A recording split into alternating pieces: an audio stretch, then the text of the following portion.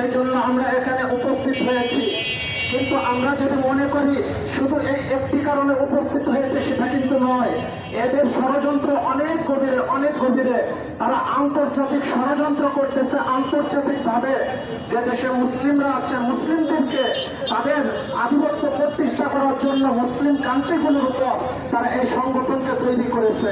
এখন ভারতীয় মিডিয়াগুলো গতকাল থেকে খুব প্রচার করতেছে যে তাকে গ্রেফতার করা হয়েছে চিন্ময়, এ খুব ভালো লোক, তাহলে একে কেন গ্রেফতার করা হলো? ইসকন তো একটা ধর্মীয় সংগঠন, কেন তাকে এরকম ভাবে করা হলো?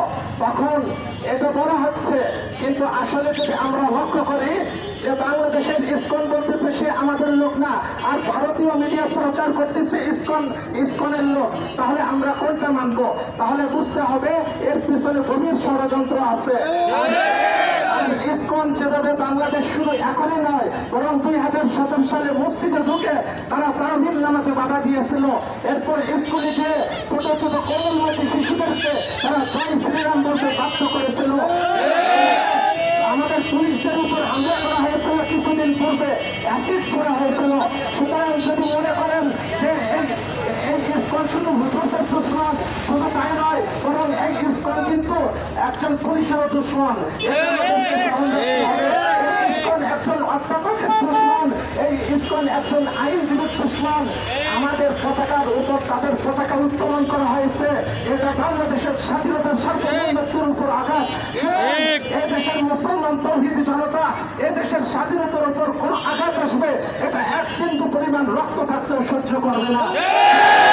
যারা হুজুরদেরকে উগ্র মনে করেন, কিন্তু আপনারা কি এটা দেখেন না, আজ যদি ওখানে একজন মুসলমান না হয়ে একজন হিন্দু সেখানে নিহিত হতো, তাহলে কি হতো? বাংলাদেশের মিডিয়াগুলো তখন প্রচার করত যে মুসলিম টেরোরিজম এখানে সংগঠিত হয়েছে, ইসলামী টেরোরিজম জঙ্গি।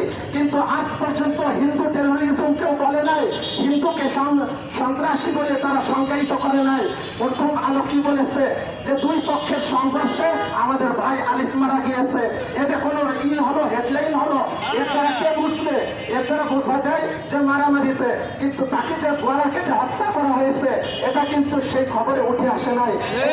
বলে থাকি এদেশে প্রথম আলো, ডেইলি স্টার, এটা সেলিব্রেশন, এটা আমরা যত দেরিতে বুঝতে ভুল করবো, আমাদের ইসলামের উপর, এই শিক্ষা সংস্কৃতির উপর তারা তত বেশি চেপে ধরবে, ভারতীয় আগ্রাসন তত বেশি চেপে ধরবে।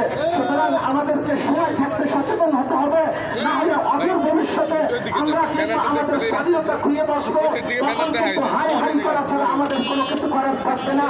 তাই মুসলিম তৌহিদি জনতাকে আমি সতর্ক করতে চাই যে আপনারা জাগ্রত হন, সর্বশ্রেণীর মানুষ জাগ্রত হন, সাধারণ মানুষ, অধ্যাপক, আইনজীবী, পেশাজীবী, বিভিন্ন শ্রেণীর মানুষ এখনই আওয়াজ তুলুন। ইসকন এই দেশে নিষিদ্ধ করতেই হবে। এদেশের স্বাধীনতার সার্বভৌমত্বকে রক্ষা করতে ইসকনকে অবশ্যই অবিলম্বে নিষিদ্ধ করতে হবে, করতে হবে, করতে হবে।